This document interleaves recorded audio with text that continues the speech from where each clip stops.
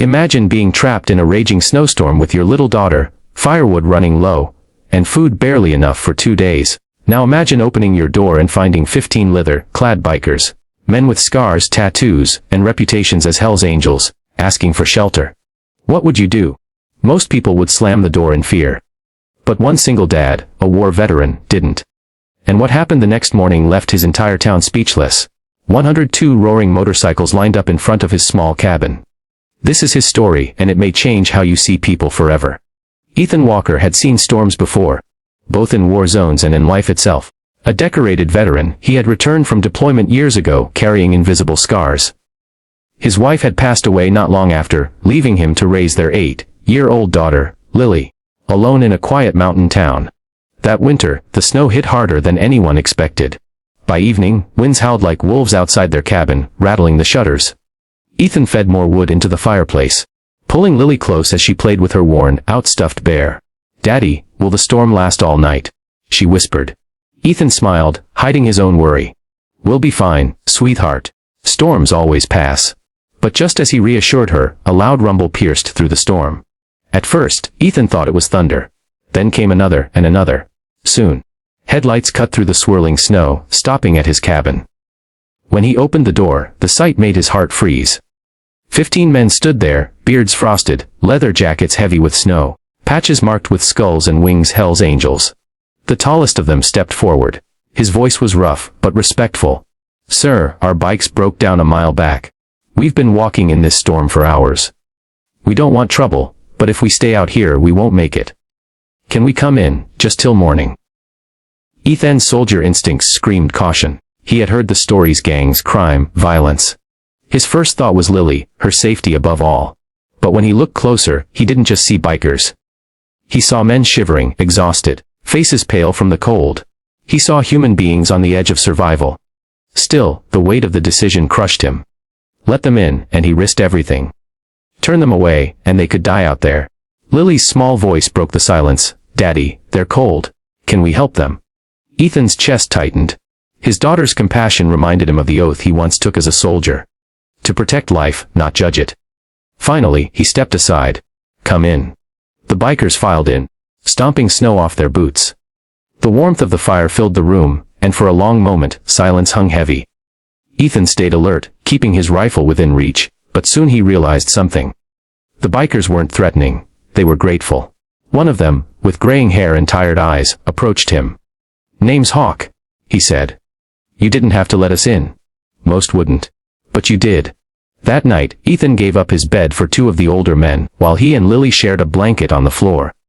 The bikers, surprisingly gentle, helped chop extra wood, fixed cracks in the cabin door, and even shared the little food they had. As the storm raged outside, something unexpected happened inside. Stories began to flow.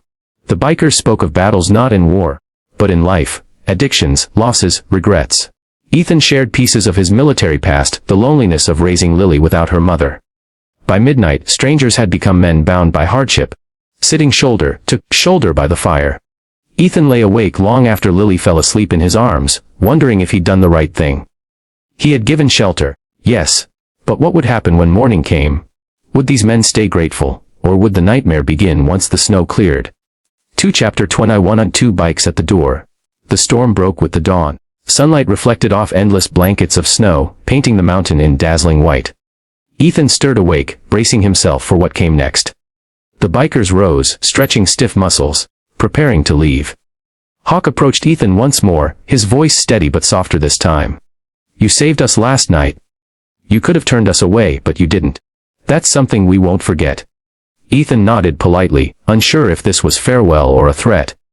The men thanked Lily for sharing her blanket, calling her "Little Angel," before stepping back into the cold. Soon, the sound of their boots faded into silence. Relief washed over Ethan. Maybe this was the end. Maybe life would return to normal. But the next morning proved him wrong. It began with a distant rumble, low, steady, growing louder by the second. Ethan rushed to the window, heart pounding.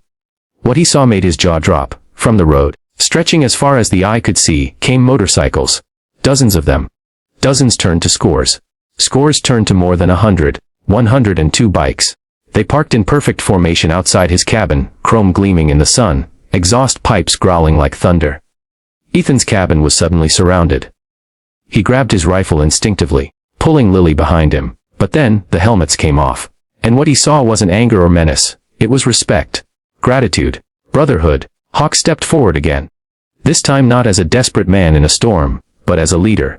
Ethan Walker, you gave shelter to 15 of ours when no one else would.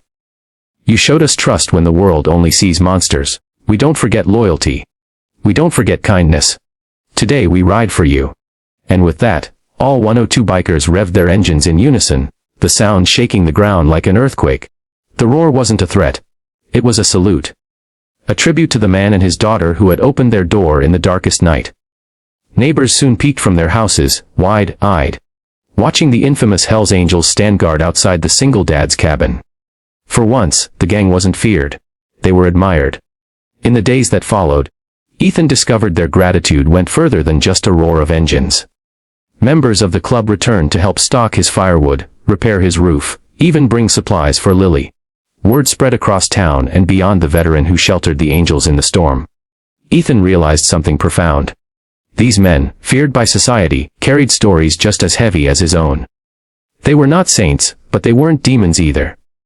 They were men searching for brotherhood, loyalty, survival. The same things he longed for since leaving the battlefield. That winter changed Ethan forever. He had opened his door out of compassion, risking everything. And in return he had found an unexpected family. One that roared louder than the storm. As he stood on his porch with Lily, watching 102 motorcycles disappear into the horizon, he whispered words that would stay with him forever. Sometimes the people we fear the most are the ones who show us the true meaning of loyalty. This story reminds us that kindness is never wasted. One act of compassion in the middle of a storm can ripple through lives, breaking stereotypes, and building bonds where no one expected them. Never judge a book by its cover. Because sometimes, angels ride on motorcycles.